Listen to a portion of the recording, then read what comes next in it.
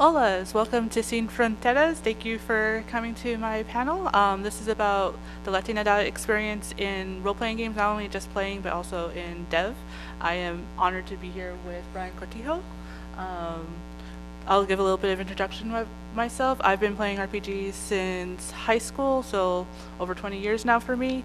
I've been writing for RPGs for the past year or so, and I've done playing RPGs and GMing for the past 2 years on near constant basis, which has been really fun and pleasing. And my whole goal coming into this industry is to create more of an image for people who identify as Latinx, and preferably for anyone that isn't a marginalized identity, because I did notice even back in the day there wasn't much of us out there and there weren't many playing. I got a little lucky with my first group where we were a bit of a mixed group, and we didn't have any of those weird like racial things that tend to come into like the old school D&D and still even now. So that's been my thing. I've done consulting work for a couple of independent RPGs like Girl Underground, and I've done some writing work where my goal is to somehow implement some sort of the culture of my personal Latinx. So my family is Central American, Guatemalan, and Salvadorian, and I'm technically first generation American. So I bring any aspect of that, and that's into both just playing for fun and into my professional work. And right? And what is your name? Oh, I'm sorry. Sorry, it's been a long day. My real name is Carmen Marin, but I'm best known as Diana Moon online. I play a lot of games and do a lot of stuff for I know diverse games with Tanya DePass, so most people tend to know me as Diana Moon, but Carmen, Diana, either way works for me. Thank you. So as Carmen mentioned, my name is Brian Cortijo. Thank you for pronouncing that correctly the first time. I so appreciate it. I've been a role-playing gamer for 30-ish years now, and I've been a freelance game designer for about 15 years. I primarily do my design in the fantasy RPG space, so Dungeons & Dragons, Pathfinder, Blue Rose, those kinds of games. I am half Puerto Rican on my father's side, and I am Jewish on the other side, Eastern European Jew. And I think one of the things we're going to be talking about is how inherent the mixing and interaction of cultures is to the Latin experience, because I think that that's something that doesn't come through in tabletop roleplay, especially for fantasy roleplay. There's a lot of culture clashes, but not a lot of cultural mixing, which is very inherent, I think, to the Latin experience, that doesn't come across to people outside of that. They think, well, what are you? And you have to put a label on it. And exactly. In particular for Puerto Ricans, but for a lot of different Central and Southern American cultures, there's a lot of, because of colonialism, there's a lot of mixing that creates, in some cases, tension, in some cases, harmony. And then if you have someone who has multiple backgrounds within those areas, then you have to navigate those again every generation. So I think we'll talk some of that as well. Yeah, exactly. And it's also like good to note that with Latinidad, you can be white and Latino. It's definitely, we're not one amalgamation of things. There is, like you mentioned, there's colorism, especially in Latin American communities, just like everywhere else. And people tend to forget that there are actually Black Latinos and darker skinned Latinos and Asian Latinos. And you definitely don't see any of that in any RPGs. If they tend to show any type of Latinidad in RPGs, it tends to be Aztecs, warrior, bloodied, and that tends to be it. So I think, I'm curious, what was the first time you ever saw any representation of Latinx in an actual game that you've played? Or so for the most part, I mean, I know we're talking about RPGs, but for the most part, the places you see Latin representation in tabletop gaming is in games related to colonialism. Puerto Rico, for example, where you're not playing the Latin characters. You're not playing the indigenous peoples. You're playing the European settlers who are using the indigenous folk as essentially resources to be moved around board. I honestly can't remember a role-playing representation of someone who had a similar background to even half of my family, ever. I mean, the only representation I've seen of a Mesoamerican culture is Mazteca in Forgotten Realms, which is it's an analog for Cortez and the Conquest. But at that point, you're not really talking about the Latin culture, because the Latin culture is what comes out of that, Right. not that initial conflict. And the real sin of that particular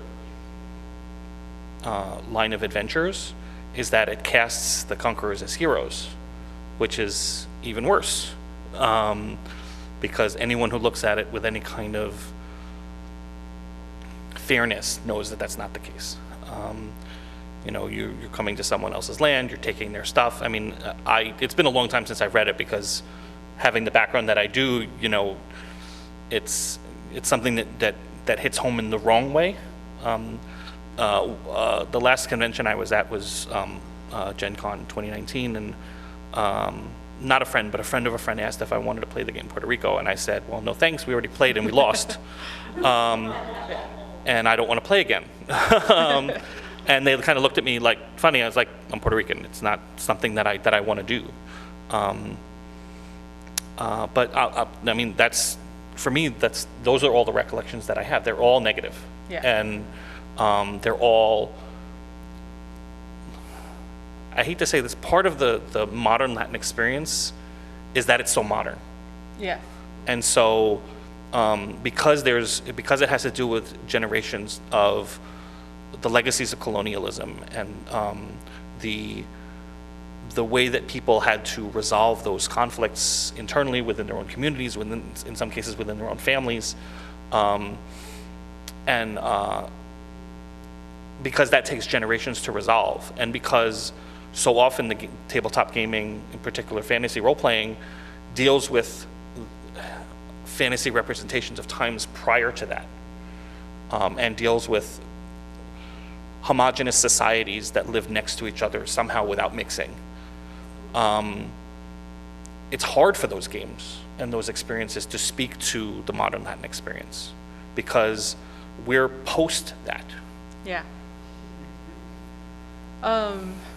Yeah, and it also doesn't help when most of the writers for those games don't have friends, apparently, or any experience akin to it besides going to Taco Bell. When I asked you that question, I was like, because I was thinking of that question all day, and I was trying to think, well, when did I first see an actual canon representation of Latinx in an RPG? And I can say, it has to be within the last couple of years. It's been with like seeing on Kickstarter, Cartel and Noel, and those games, really, because when I played D&D, I was playing, because at the time anime was at its height, so I was mostly playing Japanese character representations in D&D. Like when I played White Wolf, I was basically playing Hitomi Kanzaki from Vision of Escaflowne in the White Wolf mage game. Not even thinking, it never occurred to me, hey, why don't you play a Latina or something? Which was funny, because the one white person in our group, he was playing a Native American, and having shamanism, and and at the time, because we're kids, we don't know any better, but the fiction allows you to do that. And it wasn't until I got back into playing RPGs, which was a couple of years ago, where I was like, yeah, there is none. Like when I used to watch a couple of Shadowrun Let's Plays, and every mention of anything Spanish related, or even for San Francisco, is like, it's the Aztecs and they're bloody. It's the Aztec corporation. They're an evil corporation. because they do all the bloodletting and all that, and it's always them being like, this is a corporation, out of like, what, 20 corporations in Shadowrun, is one of the more evil ones. And I thought, that's interesting, you know? And yeah, the little I've seen in like D&D or and even in Magic the Gathering, it's like this weird idealized mix of Aztec Inca fantasy, but it's never officially representative of that. And I thought that was interesting and not good. So that's why I made it my mission to, when I got into like doing RPG design and everything, it's like, let's change that. When was the first time, when you played characters, did you always like, because I know a lot of us, it took some time, play with the character as being like part Puerto Rican or Jewish, or did that come later on where you had to make a concerted effort? A lot of that came later. I mean, it depends on the game you're playing. In a lot of cases. So, for example, again, staying within the Dungeons and Dragons space, if you're playing Dragonlance, for example, Dragonlance has some defined, just like any world, it has defined ethnicities and defined nationalities, and they do their best in the short space that they have to describe what people look like from that area. There's nobody that looks like that in Dragonlance. In the Forgotten Realms, the art has for many years not matched text. So there's a group of, I tell this story every time this comes up because I think it's kind of amusing. There's a group of people called Tetherians. Tether is a country in the Forgotten Realms, and it is set between this area where people basically look like your standard white Europeans, and to the south is an area where the people map to people of Arab descent, and south of that there are a few people, not very many, but there are a few people that live there that map to what we would call African ethnic types, and there's another country to the west where that's had some immigration west that would also have some what we would call African. So the people that live there in Tether are supposed to look generally like people from the South Iberian Peninsula. There is no, at the time that this is supposed to be taking place, that Maztecan invasion that I described earlier hadn't happened. So there's no Mesoamerican equivalent having been mixed into that ethnic type. But they're supposed to look Iberian. They're supposed to be darker skin. They're supposed to be darker hair, but they're also supposed to have a range. Right. So someone once asked me, what do Tetherians look like? Because I'm an expert in the Forgotten Realms, and I said, well, they look like Puerto Ricans. And they said, well, what do Puerto Ricans look like? And I laughed, because that's exactly the point. I mean, Puerto Ricans can range from the palest of white to the darkest of African types. My grandmother was a black Puerto Rican woman. I would have, in the South, I would be a quadroon. I would. But all of the art for that area has been drawn over the years in black and white. And the people haven't been drawn to look like people from the Southern Iberian Peninsula. They haven't been drawn to look like Puerto Ricans. They've been drawn to look like any other European, any other white European.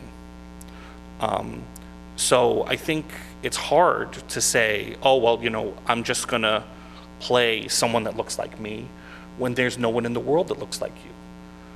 I think in all of our games, regardless of what the fantasy story is behind the world, if you don't intentionally include people of every possible background, every possible appearance, you unintentionally exclude them. And it's hard for someone to say, well, I want to play somebody that looks like me if your world is a fantasy version of Europe and there's no one that looks Asian. Right. That's my experience. Yeah, like, so on top of tabletop, I do freelance in mobile narrative games, and that was one thing, mainly romance mobile narrative games, and there was a lot of pushback against to have the main character or even the love interest be something other than white. And it was, and whenever, like, that was my goal at the last company I was with, was like, okay, well, we're gonna have Latinx, because they just started adding, like, okay, you can have an Asian character or a Latinx character or a black character, but they were all very pale and very European featured. And so I had pushback against the artist, who was like, well, these don't sell well. And it's like, well, these are actual human beings. So we had to do we would do celebrity references or Instagram references. And I just remember, like, I gave them, can't remember her name, but she's the actress for East Side Sushi, which is a very great movie about a Mexican trying to become a sushi chef in Oakland. Great movie.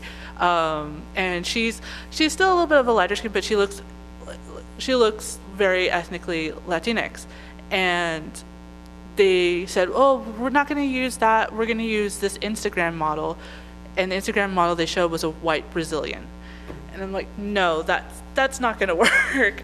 And it's frustrating because, like you said, if you don't see yourself, yes, Dania Elizabeth Torres, who, quick aside, she taught herself how to do quick knife work just to audition for that movie, because that's how dedicated she was to becoming, like, wanting to making it authentic. But yeah, and it's like constantly we're seeing in, like, movies and everything, it's like, oh, well, why does this character have to be white, like, not white and everything, and they don't seem to understand that, yeah, if we don't see ourselves, we're not going to think about it. We're not going to, think about, oh, well, why can't we be in this? There's no example in this story, so why would we put a Latinx character in? And it is frustrating when it's in worlds or settings where there's technically no races like that, but it's just like, that's why I'd like to put, like, a bit of culture. Like, I think it's common in most cultures, like, food is very central, but coming from a Central American background, raised with a grandmother who was like, you're too fat, but don't stop eating. Why aren't you eating my food? kind of thing.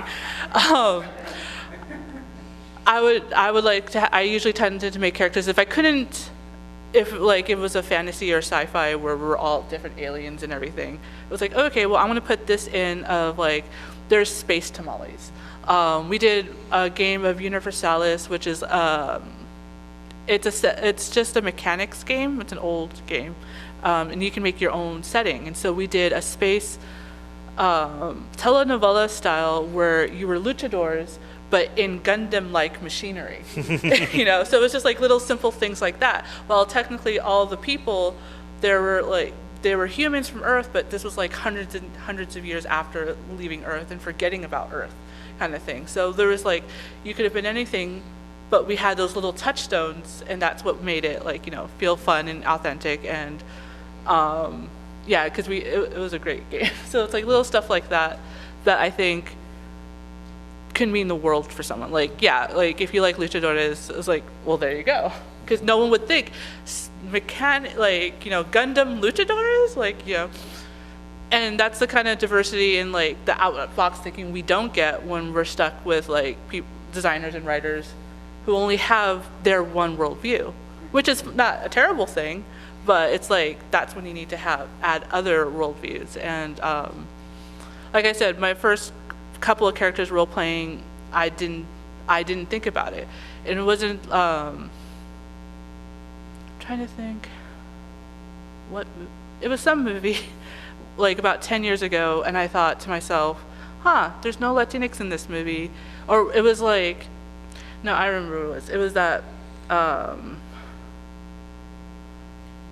the Spanish movie with, what's his name, Adam Sandler. Spanglish. It was when that movie came out that something clicked in my head, because there was so many parallels to when my mom grew up with her mother being a caretaker for a rich white family. And I was thinking about, I was like, oh, we're always mates. We're always just like laborers. And when I was playing games, in video games, the only time you ever see anyone that could be Latinx, it was a fighter game. It was either a fighter game or they were a drug dealer. And most of the time, they were mostly Brazilian. In fighter games, I guess only Brazilians tend to be fighters. Martial artists, yeah. So it was like the culmination of that where I was like, no, this needs to change. And not just as players in your own home games. It's like, if I get into this industry, I want us to have the ability to do this. So how have you, since you've been freelancing for much longer than I have, how have you been trying to put some of that into your freelance work? So so it depends on what I'm working on. So sometimes my freelance work is just, do a bunch of mechanics. And when I'm doing mechanics, it's difficult because I made a promise to myself a long time ago that I was not going to mechanize culture. I think that's hugely problematic. I think mechanizing culture, mechanizing ethnic differences in games where there are absolutes is hugely problematic. People that used to play Advanced Dungeons & Dragons First Edition remember that, there used to be a difference in ability score maximums for men and women, for example. So the legacy of that is still poisonous, and I try and do my best to stay away from that. So if I'm just asked to do things like feats or skill uses, I try not to touch things that are culturally sensitive. Right. If I'm doing magic items, it depends on, I do what I can to expand the box, but it's difficult because you have to work in the framework of the world that you're in when you're freelancing. You don't have that much freedom.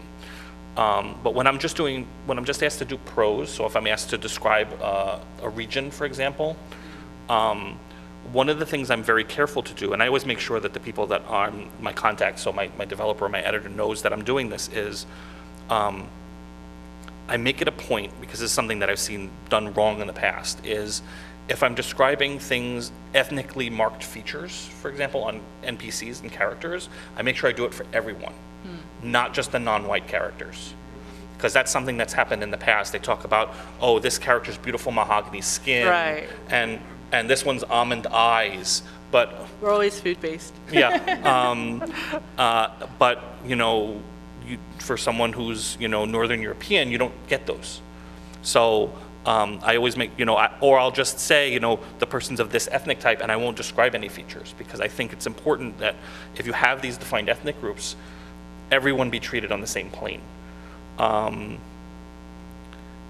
I've gotten some minor pushback on that in the past, because they've said to me, well, you've got these groups, but people don't necessarily know what they are. I was like, well, then you need to define them somewhere where right, people have access to them. Because if these names mean something, then they need to mean something for everybody. They can't just mean something for this group. But for this other group, we're going to describe them, and describe them in ways that, frankly, are still problematic. Food and plant-based descriptions are hugely problematic. Also, I can't say someone has chocolate skin. That's gross. Yeah. That's gross. So I do my best on that. You have constraints as a freelancer because you have to work in the confines of what you've been asked to do, and you have to make sure that you're going to get the next gig. And so you have to play as much of the game as you can. But I do my best not to introduce problematic elements. There's only so far you can carry that flag. It's something that you have to incrementally improve on. But one of the things I find is that so the freelance pool in tabletop role playing has been growing consistently year after year after year. And so there are more people for each work opportunity. And what that means is there are fewer chances to move the ball forward for a single person, and there's fewer opportunities to communicate that effort to other people, because freelancers don't really get the opportunity to mentor one another, to say, okay, here's what I've been doing on this project. If you get the next project for that company, you need to do this.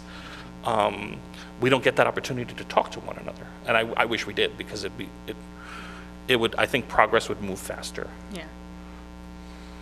What about you? What do you think?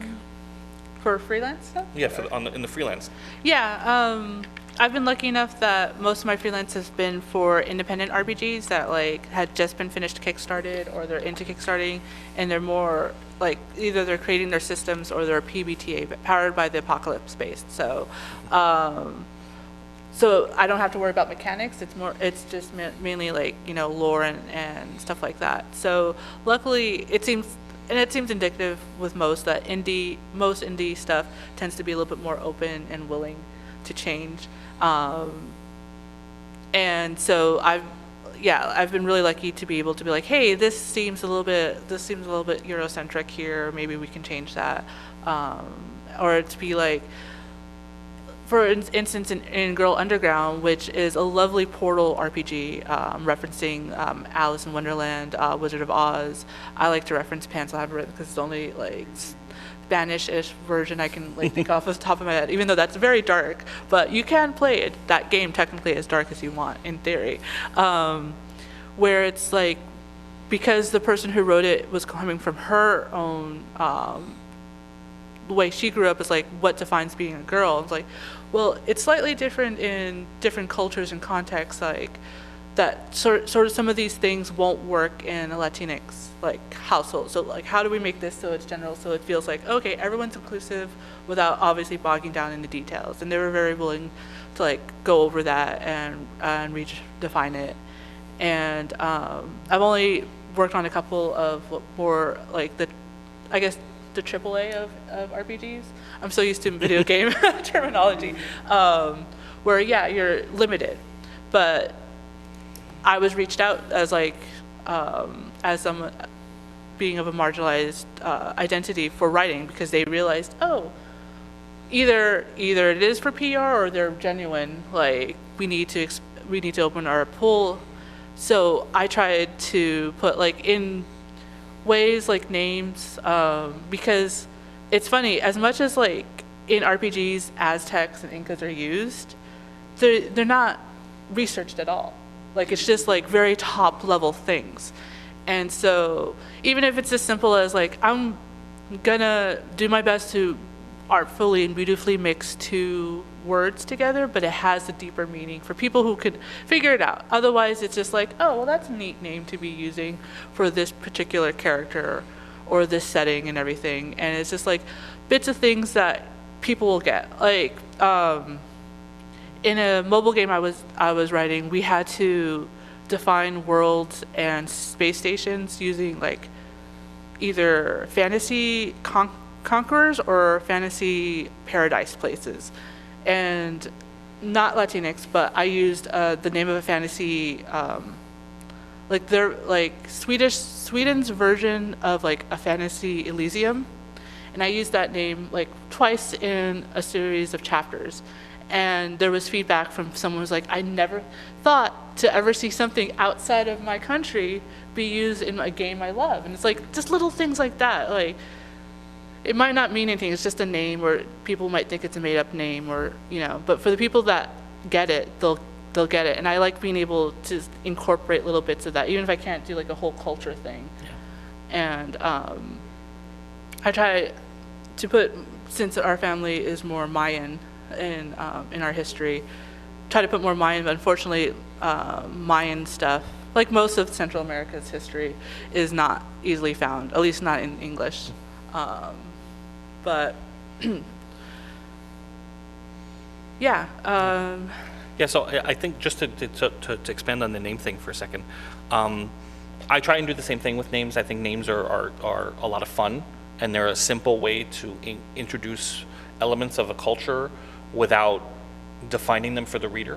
Yeah. But I think it's also important that anyone trying to do that does their research. Yes. Because you might, I'm going to take a word from this because this fantasy culture is a mixture of, Mayan and Incan and Aztec and this big mishmash, and that's happened at least twice in just Dungeons and Dragons. There's the Azkins and there's the Maztecans.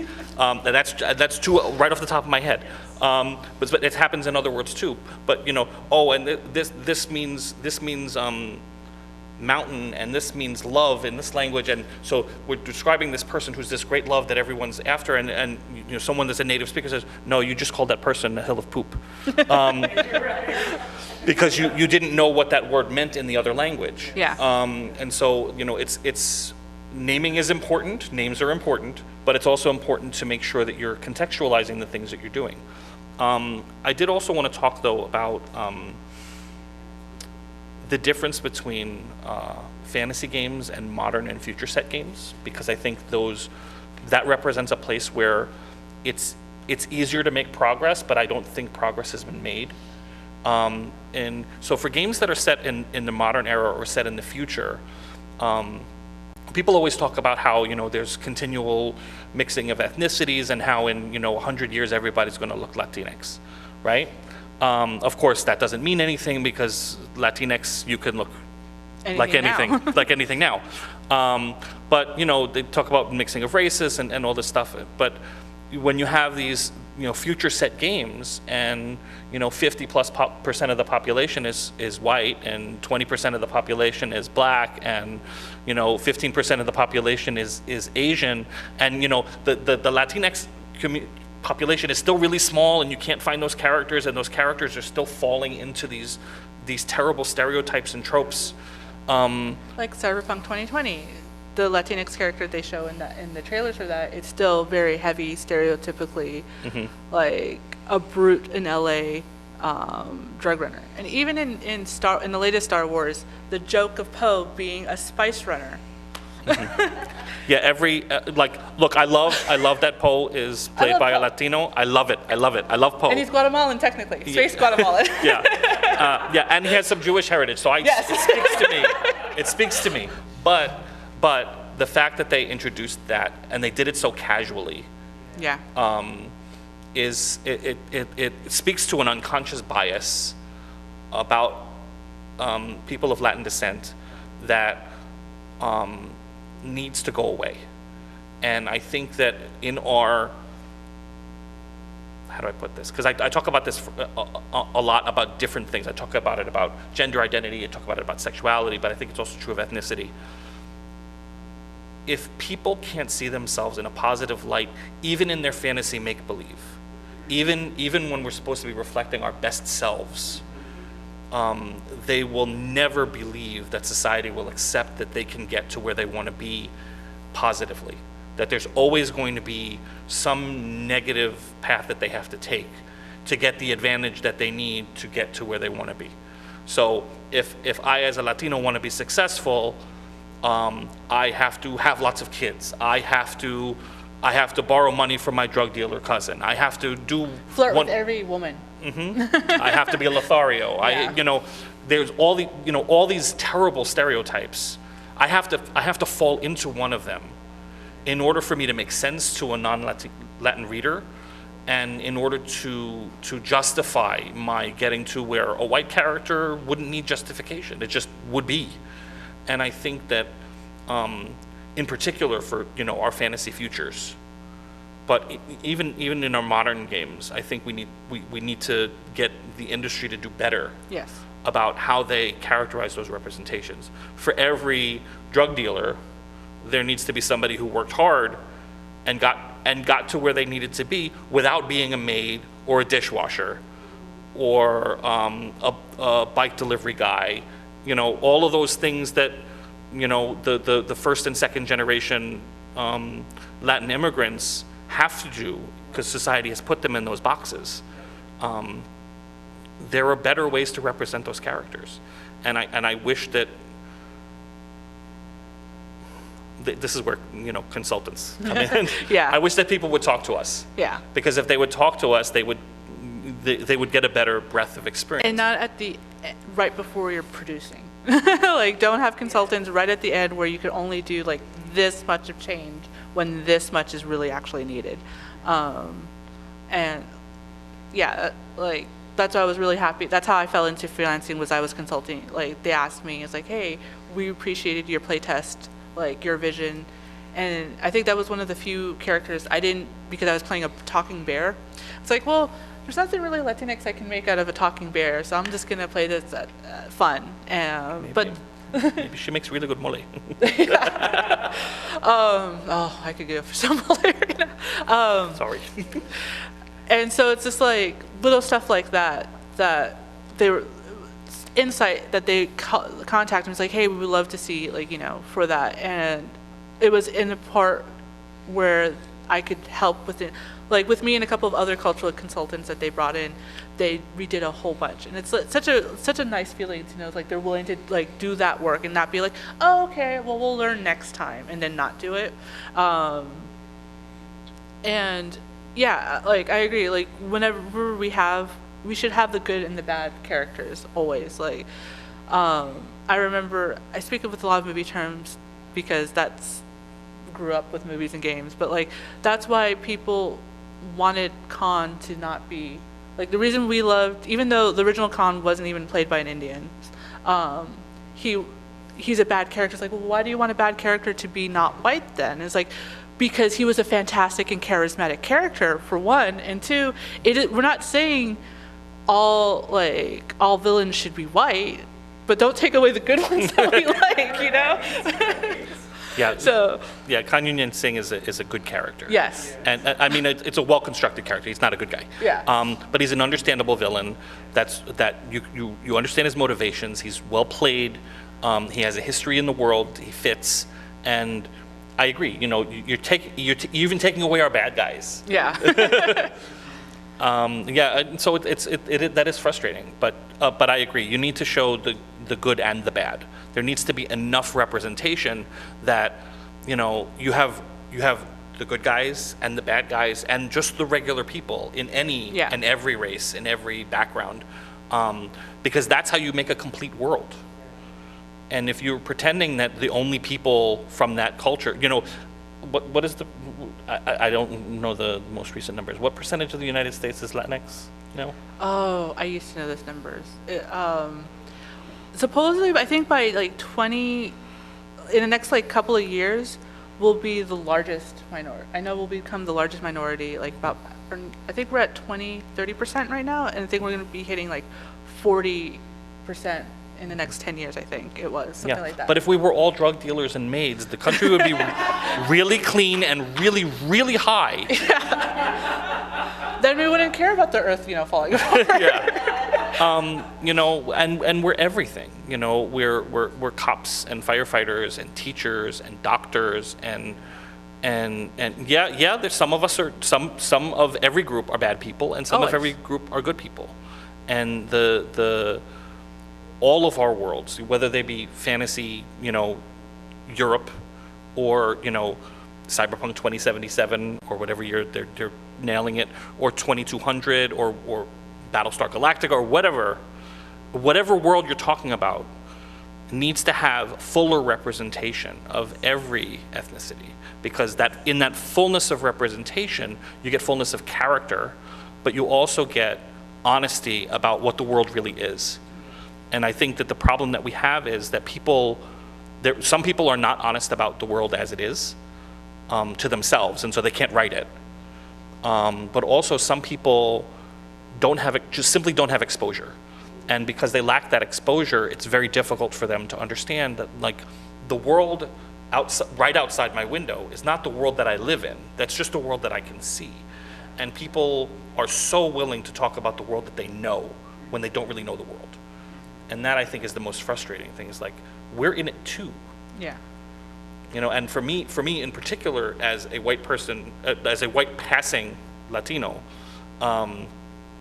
who gets my name mangled all the time, who is cisgender and heterosexual, and so I don't have to deal with those obstacles to my privilege, because I'm very privileged, and I don't pretend that I'm not. I see these things happen in the world, and then I see them happen in my games, and I'm like, well, can I at least enjoy myself in the game? And that, I think, is the most frustrating thing for any marginalized community, is that when we're supposed to have our escapism and our fun, we don't want to have the same kind of problems that we have in the real world. Yeah. We want those games that are supposed to examine the best of ourselves, those worlds to be better. And those worlds aren't better when we get there. And so, you know, we can't all be responsible for fixing that all the time. Yeah. You know, it's hard enough out here. I just want to roll some math rocks and have some fun. And we don't always get that opportunity. But you talking about your name being mangled reminded me. I noticed in a lot of like actual plays and everything, when people use name generators, and it's not the fault of the GM at all, you know, it's just like it's the generators. A lot, like 9 times out of 10, almost every name that they pull out from the generator is a very American white name. That's like one little thing I tend to do like 99% of the time when I'm playing or GMing a game, is I pull up the like if they have the Spanish name generator and then like specific countries of Latin America's generators, to have like just a difference, and just having a name will make you think a little bit differently. Like remember when people started, a couple of shows I follow, they started doing the thing where they will randomly generate the gender, like to be she or he or they, and then just that would subtly change the characters, like the motivations as an NPC. So the same thing with names is if they, and that was one thing I did for Girl Underground. I was like, they listed a bunch of different names for depending on how you wanted to create your girl. Like if you wanted her to be soft spoken or if you wanted her to be athletic, they had a range. I'm like, I noticed the only time there seemed to be any ethnically sounding names was when the girl was a little bit more animalistic. We need to change that and put, and all the royal names were very European royal names, like. So, and they were like, oh, you're right. So just little things like that can make a huge difference.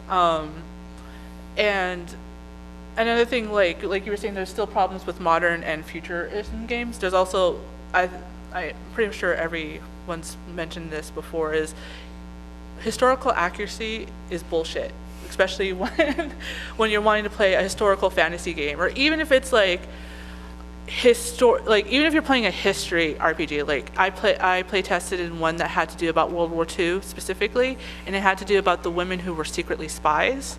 I cannot remember the name of it at the moment, but I was thinking, how the hell do I put a Mexican into this, or any type of Latinx into where you're all in Europe? You're either from England or you're from France generally. And I created, like, thinking about the Book of Life movie. I was like, oh, well, she was in Spain studying, and then she came back to Mexico. So I'm like, I'm having my character being sent to Spain to study from Mexico because she was a problem child in Mexico. And then, like, she fell in love with a woman and followed her to England. And that's how she found herself in the war, you know? So it's like, so it was still trying to be historic, but, like, just do things like make it so that, like, yeah, there'd be, like, different ethnicities and different nationalities in this historically, like, supposed timeline.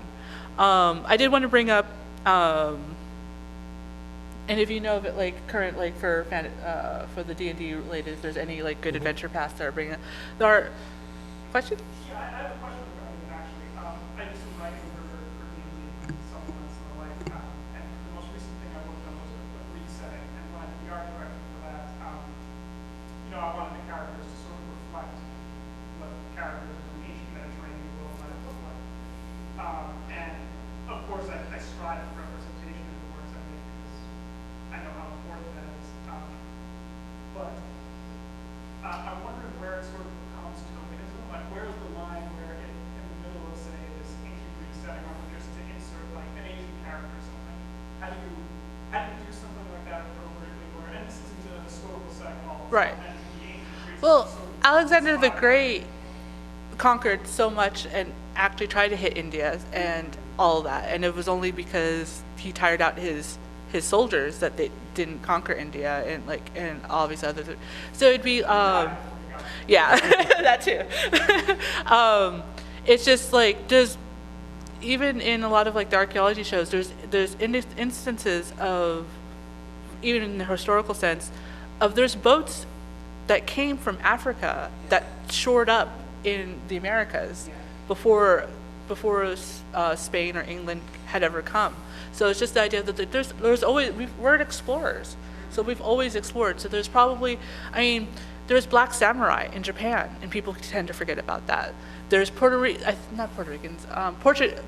people in Japan that came there before any other Western country came into Japan, and they thrived under there. That's how Christianity actually got into Japan. Yeah, so it's just like little things like that. It's only tokenism mainly if it's only one random person, and generally that person's always the sage. They're like this weird, like they're not flawed. unless they're the token villain, and then that tends to be. Or if they fall into a trope or a stereotype of that whatever culture you're mapping to. So my first advice would be, make sure that their role is true to your world. So if there's no physical way for them to get there, they shouldn't be there. But if it's supposed to be, if you're mapping to ancient Greece and this person is from your analog for China, for example, well, you have to understand how did they get there. I mean, I know you're talking about art direction, so it's a little bit difficult to have a full concept of the character and their background, but you wouldn't want to have them be an emissary of the Chinese emperor, dressed in full bureaucratic robes, because that's not an outfit that would make the trip and survive the trip. And what would they be doing there anyway? What conversation would they be having? They should look like a traveler, or they should look like a native who happens to have different ethnic features. You have to understand what role that character has that fits into your world and be honest about it. If you're just having them there because you want to have some Asian representation, then you might have to work a little harder to make them fit into the fictional world that you're building. If you've already established in your lore that there is an analog of Asian contingent, there's some population there, then you mix them in your trading bazaars, you mix them in your military layouts. It doesn't have to be every shot, every image, but they shouldn't just be in that one picture. Because if it's that one picture, then it's just that one guy.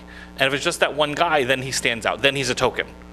But if it's more than one, if there's multiple, if they have different roles, they're not always soldiers. One's a trader, one's a soldier, one's a servant of the ruler. That's when you have real representation. I think a lot of people tend to forget when you're making a fantasy world, you can populate that fantasy world however you want. You could just state that, hey, there's all these different like skin colors and like facial features, and we don't have to just ascribe it to Earth standards and be like, oh well, they migrated. It could be just that's just how it showed up around here. But time really flies sometimes. I did want to bring up though a couple of RPGs that do have attempted to do it right, and with the whole like having good and bad guys.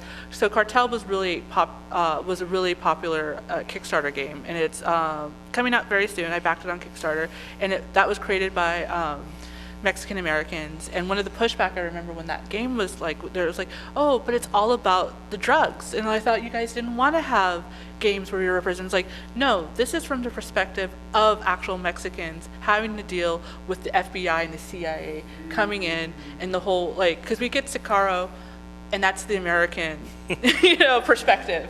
And he even wrote a post recently, like, guys, this is getting longer because I've been researching like all the bullshit that's been going on, so that way when the world is presented for you to play as an RPG, you understand what's going on. So because you have the good guys, you have the bad guys. They're not all going to be Mexicans. They're going to be like a couple of Americans, and so that's why I backed it, because at first I was like, oh, a game about drug running, really? And then I read it and I was like, oh, this makes sense, because it's about that whole culture and how, unfortunately, for a lot of people, not just in Mexico, but like in other places where the stereotype is, oh, you're just a country full of drug pushers. It's a way to like come around that, to understand that and where it comes from. And then with like the fantasy aspect, I mentioned this to you yesterday. There's another game called Dragons Conquer America, where it's set during the 1500s, and the colonizers have attempted to come to the Americas, but the Mexica are too strong, and they've been able to, they've learned how to, because dragons are just part of the world, they've learned how to like handle the dragons. And what I really loved about it from what the previews I've seen is they have adventure sets where you could be like, oh, Spanish conquistador shipwrecked, and there's a couple survivors. Do you want to help them or not? Or this like little group of conquistadors, you allow them to have this little plot of land do you want to help them or not, or like, and then there's a big bad, do you want to like work together? So it's not it's mainly about being the actual people from Latin America and dealing with not just dragons but also the supernatural, and then like these annoying wannabe invaders coming in. So that's a way to like, and then you still will have bad Spanish characters and bad Mexica characters too, because obviously not everyone's going to be a good character. So there's examples of being able to do that in the fantasy and in the modern world. But that's why I was asking if you know of any current like adventures or paths for the different versions of D&D or. So I don't. I know people that are working on things for like Dungeon Masters Guild and that kind of stuff for self-publishing, or rather, that weird space between self-publishing and licensed publishing that the Dungeon Masters Guild really is. But again, it's as I mentioned before, it's a little hard because there's nothing, because you're talking about fantasy worlds where the Latin experience, the modern Latin experience is so post those events and those time periods that are being represented by those games, it's difficult. I also wish, since you happen to employ the proper pronunciation of X, and I wish people would stop saying tabaxi instead of tabashi, how you would say it, because they're supposed to be from the same place that the Masticans are from. Oh, I didn't know that actually. Yeah, so. And I've actually never heard anyone pronounce it but tabaxi. Right. That's interesting. No, but they're supposed to be from that continent, so it would be tabashi because that's the way that they would have used that language. But I'm the only one that does it. Even the official Wizards people call it tabaxi. But that's what they think it is. But I think, one of the things that, as someone of Latin descent, I have to contend with all the time is that there were, at some point, some bad people in my bloodline. There had to have been. And I think a lot of Latinx people have to deal with that. When I say we were invaded, yeah, we were, but, someone back there did the invading too. And, it's very difficult to say, well, no, I'm pure indigenous and enslaved African. Well, no, I'm probably not. None of us probably are. There's always some mixing. But that mixing hasn't happened yet in these worlds, and in some cases they're not going to. And so it's hard to say, okay, how do you have those positive experiences dealing with indigenous cultures at all? Forget about specifically mapping to Latin cultures or Mesoamerican cultures. How do you represent those experiences on the page or at the gaming table without kind of turning your world sideways and reorganizing it? Because you have to contend with those legacies. And someone was the bad guy. Yeah. And a lot of us are descended from both the bad guy and the people that the bad guy hurt.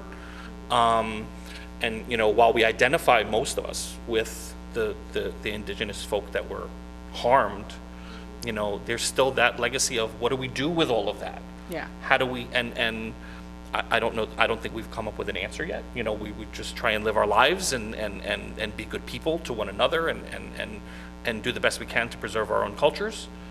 But that's a really complex thing to put on a role-playing table.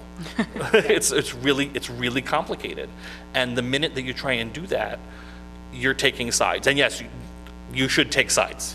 But you don't want to allegorize something. You don't want to allegorize suffering, and you don't want to gamify people's pain. And I think that's really why you don't see too many attempts to do that. And in particular because I'm Jewish and because that side of the family also has its own set of stuff to deal with. I'm extremely reluctant to go ahead and try and make a game situation out of ongoing ethnic suffering. Right. And so that's difficult to say, okay, how would I do that artfully? I don't know that I could do it artfully. Yeah. Like, there's a remake of Party of Five coming out, and instead of having the parents die, the parents are deported by ICE. And I'm like, ooh, no. Not for me. No, thank you. Not for me. No, can't do it. But like the closest I've done to that are like to try to understand it was in a modern fantasy game. I played an immigrant who came in illegally to practice magic, because because America was the place to learn how to learn magic and to fight the not demons, like the magical beasts that's been cropping up and decimating like my home country. So then that was like the closest, like playing off of like, well, I don't understand these words or like these like turns of phrases, or being like the straight character of this, like it was supposed to be a romance comedy. So it's like someone would be complaining like, oh, I couldn't do this and this because of this teacher. And I was like, oh, well, at least you had a teacher. Like those little like dark, what do you call it, gallows humor kind of thing. But yeah, it's just like,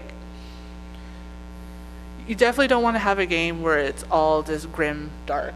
Yeah. And especially if no one on in the table is of that culture, you definitely shouldn't be even trying to do a dark game or realistic to whatever's going on in the world now or anything, I think. But yeah. We've only got about 10 minutes, so yeah, maybe we should. So Yeah. Final questions? Yeah, how do you feel like a game about D&D, like a fantasy game, not a realistic game, that has both the concept of race in the sense of like orcs and humans and elves, as well as attempting to represent ethnic human races side by side? There's going to be a panel. Yeah, I have a whole panel on that. It's actually a workshop. It's a 2-hour workshop that we're doing on Sunday. So you might want to come to that. The short answer is, I believe personally that it's important that all thinking beings be allowed moral agency. And so I find it incredibly problematic when some races have moral choice and other races are always evil. Yeah, and that gets further complicated in D&D because you sort of have like orcs coming from this Tolkien-esque idea of just being, evil, morally depraved ways that you can sort of slaughter and it's fine, and then all of a sudden as soon as they become half human, now they have agency. Sometimes. Yeah. Sometimes, yeah. We're doing 2 hours on that on Sunday, and I agree with you. But we're gonna delve into a lot of that, and the legacy of Tolkien and how it mapped to D&D, and how D&D has, in a lot of ways, dropped the ball on that. As the editions have gone on, and in particular because a lot of times humanoid races that are non-human humanoid races that are not elves or dwarves or things that look like differently shaped humans.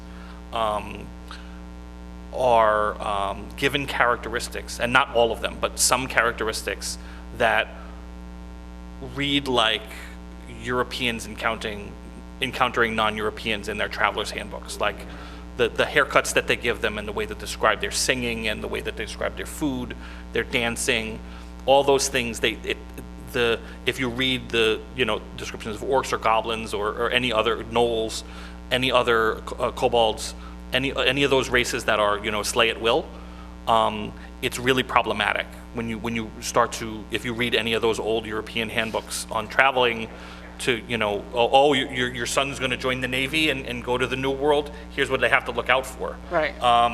The language is very similar, and so for a lot of people of color,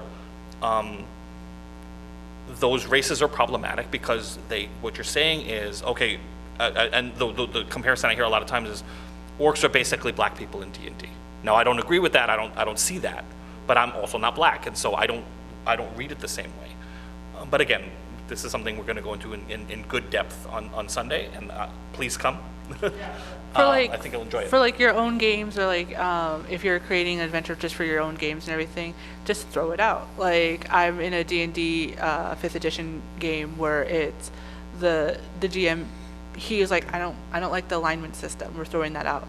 I want you to be able, if you have paladins and stuff, you're not stuck with having to worship this particular god. No, it's going to be. I think he based it on like Buddhism and stuff, and so the world we're in is very like Asian inspired because he's Asian. And just took all the parts of like that problematic stuff of D&D is like, no, we're just to play it this way, and it's still mechanically still D&D and it's still fun. So it's like that's the one way to do it. I'm not sure for the freelance, for like the GM's guild, like how much like you might still get pushback because then people will be like, oh, that's not, but, it's how you make it. Part of the reason why I posed this question is my partner is working on a supplement for the DMs Guild that's a bunch of, she's a musician, and the supplement is like different instruments from other cultures for bars, because every bar just has a blues. Yeah. But she was doing research, like we have the old Oriental Adventures and handbook and stuff, so she was trying to do research, and it seems like for the DMs Guild, the fantasy cultures fantasy races of humans that exist aren't even like fantasy races, they're sort of just cognates. Like what was that? One of the design documents we were looking at was just like this race is China, this race is Korea, this race is like Right.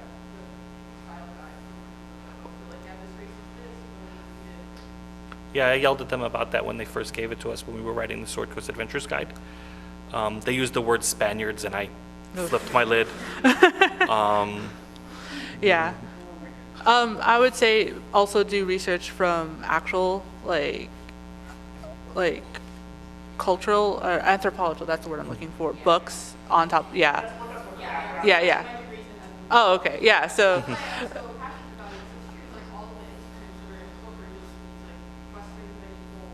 Yeah. So the argument that you can't have people of color in European-based games, which you hear all the time, it's like, well, it's not. First of all, it's not historical. There are people of color that follow those, like white people do. But I think the telling argument is if you actually study history, you find these games aren't based on European history at all. They're based like they're like 14 steps removed. They're based on somebody's fantasy, of somebody's travelogue, of somebody's.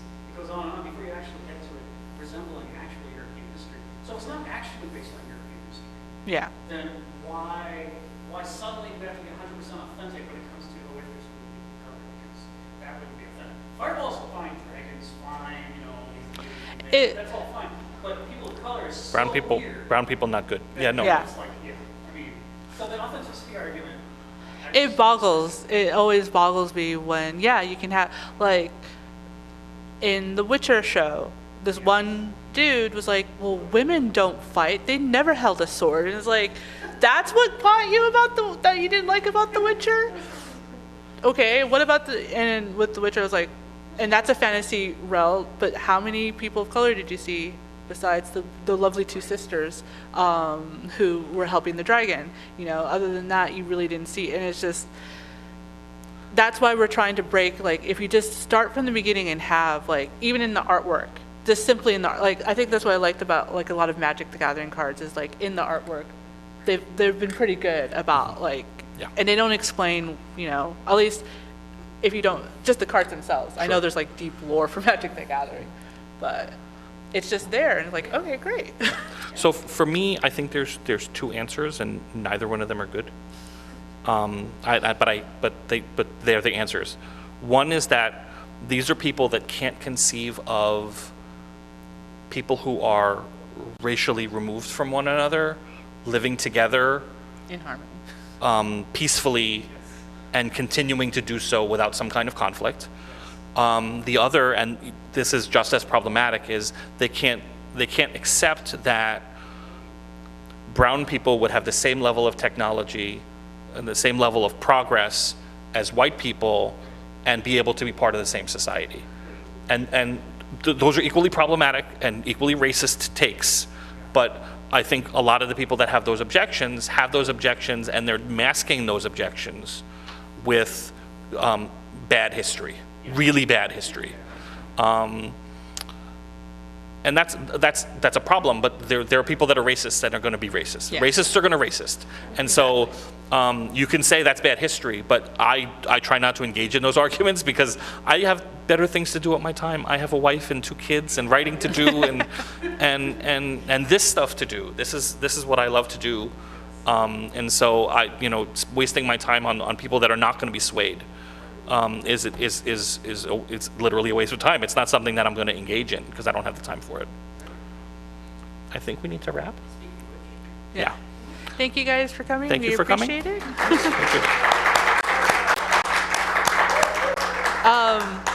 Social media, I go by Diana Moon on Twitter and X Diana Moon X other places. I am Brian Cortijo, and I am Brian Cortijo everywhere. Real simple, real direct. I am doing another panel tomorrow morning with Bibo called Do Not Pass, Go. It's about our personal experiences. It's less meta and more direct to our own experiences in the industry as people of color. Mine is a part-time freelancer. I call myself a part-time person of color because for some people I am, and that's something we're going to talk about tomorrow. There's some other panels I'm sitting on, but the workshop we're doing on Sunday about it's called OK Orcs and Evil Elves. So if you want to add it to your schedule, please. It's going to be right across the hall. Please come. Okay. Thanks everybody for coming. Thank you for your time.